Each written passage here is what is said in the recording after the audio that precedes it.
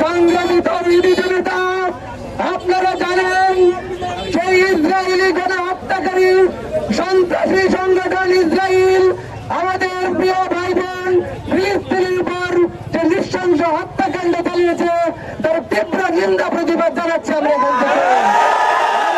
আমরা এই সমাবেশ থেকে ঘোষণা করতে চাই, ইসরায়েলি সকল পণ্য বয়কট করতে হবে।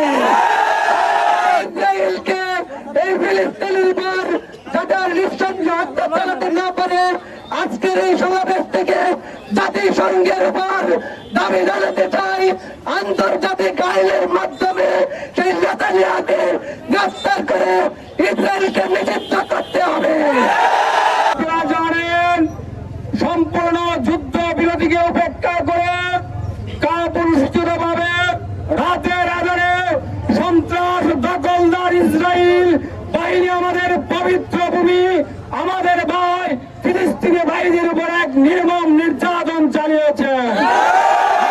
বিক্ষোভ মিছিল থেকে তীব্র নিন্দা এবং প্রতিবাদ জ্ঞাপন করছি।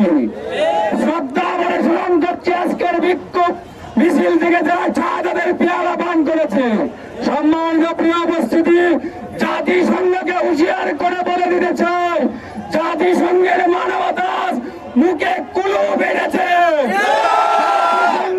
যাতে কুজাতের এক সঙ্গ।